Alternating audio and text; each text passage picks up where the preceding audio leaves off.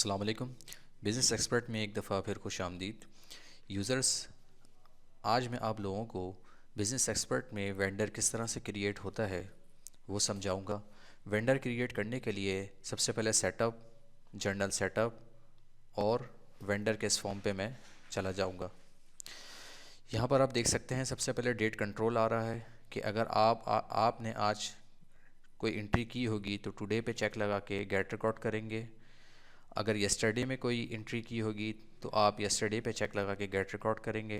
Last 7 days पे कोई entry की होगी तो लास्ट 7 डेज़ पे आप गेट रिकॉर्ड करेंगे तो ये रिकॉर्ड शो करवा देगा। बिल्कुल उसी तरीके से लास्ट 30 डेज़ या कोई डेट रेंज आप दे दें, या लास्ट डेट के लास्ट 60 डेज़ का रिकॉर्ड देखना है, या अगर कोई टाइम देखना है आपने कि 1 बजे से लेकर 2 बजे तक कोई डेटा दिखाना है तो ये आपको सॉफ्टवेयर उसी हिसाब से डेटा दिखा देगा। यहाँ पर वेंडर स्टेटस का इंफॉर्मेशन आ रही है कि आपको एक्टिव वेंडर देखने हैं तो आपने एक्टिव पे चेक लगा के गेट रिकॉर्ड करना है, सिर्फ एक्टिव वेंडर्स आ जाएंगे। इनएक्टिव पे चेक लगा के गेट रिकॉर्ड करेंगे तो आपके सारे इनएक्टिव वेंडर्स आ जाएंगे। इसी के साथ साथ यहाँ पर इंपोर्ट वेंडर एक्सेल फाइल का ऑप्शन भी मौजूद है। आपने सबसे पहले एक प्री डिफाइंड फॉर्मेट डाउनलोड करना है जो कि इस सॉफ्टवेयर का प्री डिफाइंड फॉर्मेट है, वो मैं आप लोगों को यहाँ पर शो करवा देता हूँ। ये प्री डिफाइंड फॉर्मेट है जिसमें आपने नेम, शॉर्ट नेम और ये सारी नेसेसरी इन्फॉर्मेशन इनपुट करनी है और सॉफ्टवेयर में आकर यहाँ से ब्राउज़ फाइल करनी है और ब्राउज़ फाइल करके अपनी एक्सेल की फ़ाइल उठा के यहाँ से वेंडर्स को आसानी से इंपोर्ट कर सकते हैं आप। अब आ जाइए, मैं आपको वेंडर की कुछ इन्फॉर्मेशन बताता हूँ। यहाँ पर सबसे पहले एक वेंडर का नाम टाइप करता हूँ, MR एंटरप्राइज़।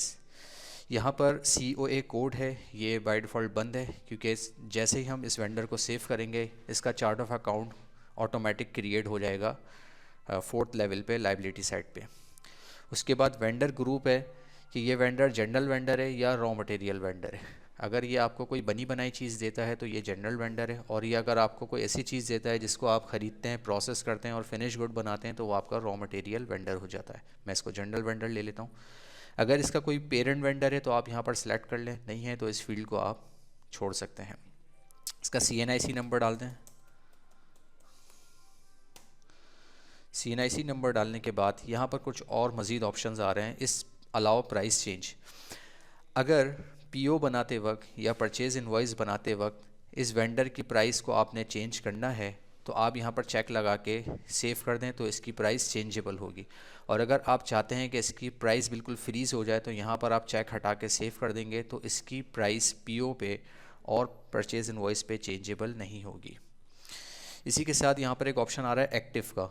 अगर ये वेंडर एक्टिव है तो चेक लगा के आप सेव कर देंगे, ये आपका वेंडर एक्टिव हो जाएगा। और अगर आपको इसको यहाँ से इनएक्टिव करना है तो आप चेक हटा के सेव कर दें तो ये वेंडर आपका इनएक्टिव हो जाएगा। इसी के साथ एक और ऑप्शन आ रहा है नीचे, इज़ डेटर। अगर ये वेंडर आपका क्लाइंट भी है और आपको इसको क्लाइंट भी बनाना है तो आपने यहाँ पर जस्ट चेक लगाना है और सेव कर देना है। ये वेंडर आपका वेंडर भी बन जाएगा और आपका क्लाइंट प्लस डेटर भी बन जाएगा और इसका chart of account automatic create हो जाएगा। इसी के साथ एक इन्फॉर्मेशन आ रही है विद होल्डिंग टैक्स टाइप।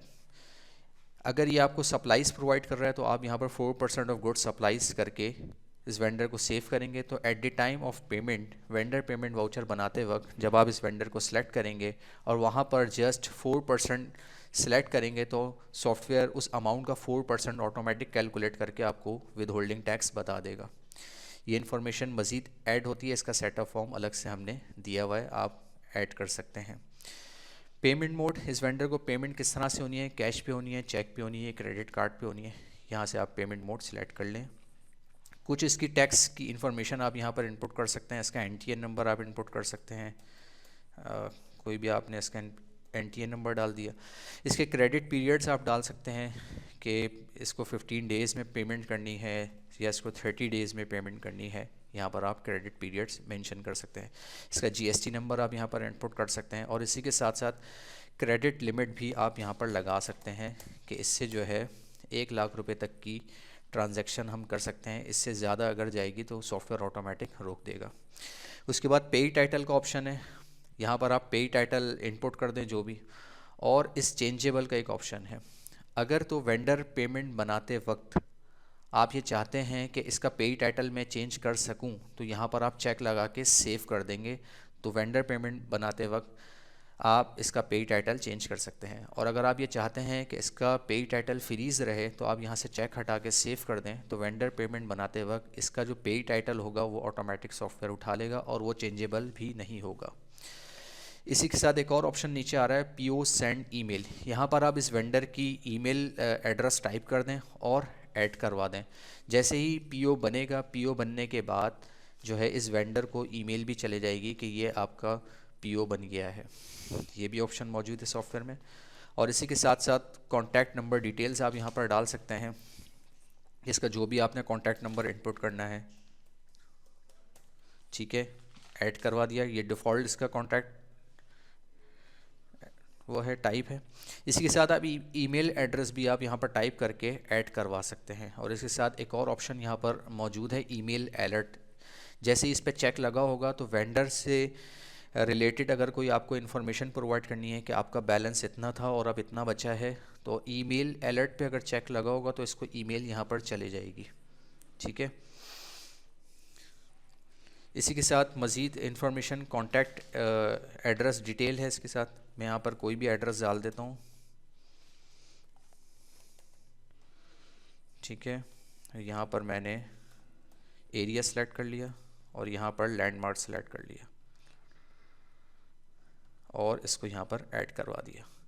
तो आप लोग ये देख सकते हैं कि वेंडर की जो नेसेसरी इन्फॉर्मेशन थी वो सारी मैंने यहाँ पर इनपुट कर दी है। अब हम चलते हैं कॉन्टैक्ट पर्सन पे। ये कॉन्टैक्ट पर्सन क्या होता है, मैं आपको थोड़ा सा गाइड कर दूँ कि एमआर इंटरप्राइज जो ये वेंडर मैंने बनाने के लिए जा रहा हूँ, इसकी बिहाफ पे हमसे कौन कौन पेमेंट रिसीव करने आ सकता है, ये उसकी इन्फॉर्मेशन है। यहाँ पर आप उसका नाम डाल सकते हैं, जैसे मैं मिस्टर अहमद कर लेता हूँ,